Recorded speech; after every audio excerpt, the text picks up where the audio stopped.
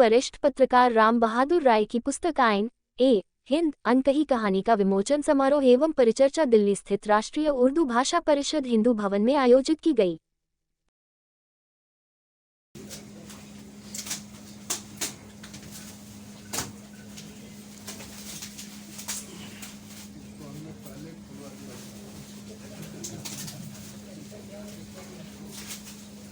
मुझे इस वक्त एक शेर याद आ रहा है। आमद पे तेरी इत्रो चरागो सुबह न हो, आमद पे तेरी इत्रो चरागो सुबह न हो। गांधी ने उनको जेल भेजा और नरेंद्र मोदी ने इंदिरा गांधी की जेल में भेजा।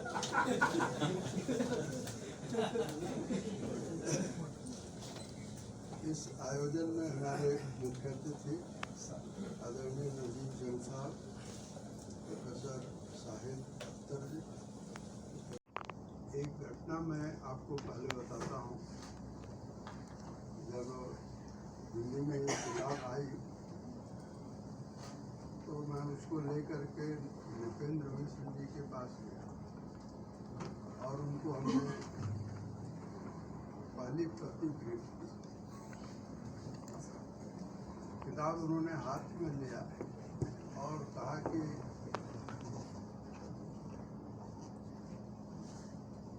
इसमें तो बहुत अनकही कहानियाँ हुई। तो उस किताब को उन्होंने थोड़ा बहुत पलटा उल्टा होगा, लेकिन किताब की टाइटल में जो अनकही कहानी है उसने उनका ध्यान खींचा। मैं जावेद आलम जी को इस बात के लिए और उर्दू काउंसिल को भी इस बात के लिए बधाई देता हूँ कि इन्होंने जो इसका शीर्षक रखा है, टाइटल रखा है, वो टाइटल अपने आप में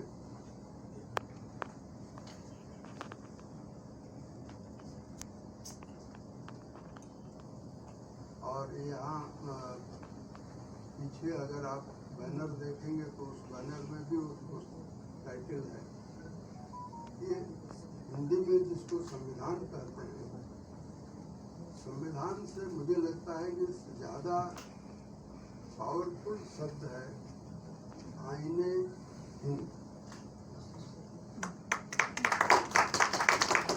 और ये आईने हिंद का जो संदेश है वह संदेश संविधान में उतना ताकतवर नहीं है, ऐसा मैं महसूस करता हूँ। क्या बात है। और कल जब हमको शम्स इकबाल साहब का निमंत्रण मिला, उसको हमने देखा, तो मुझे नृपेंद्र मिश्र इसलिए याद आया क्योंकि आईने हिंद में अनेक अर्थ हैं और गहरा अर्थ है। जो चिंता या जो बात ये आप कह रहे थे, उनकी बात में चिंता ये थी कि क्या हम वास्तव में संविधान को जानते हैं। संविधान को मानना एक अलग बात है। संविधान को मनवाने के लिए पुलिस है, संविधान को मनवाने के लिए कोर्ट है, संविधान को मनवाने के लिए पूरी सरकार की सरकार है। तो संविधान को मनवाने की जो ताकत है, हम उससे तो परिचित हैं,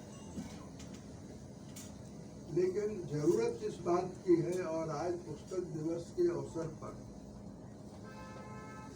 जरूरत इस बात की है कि हम संविधान को जानें। संविधान को जानने या बताने के लिए बहुत सारी किताबें हैं, और मैं आप सबको बताऊं, अभी कुछ दिन पहले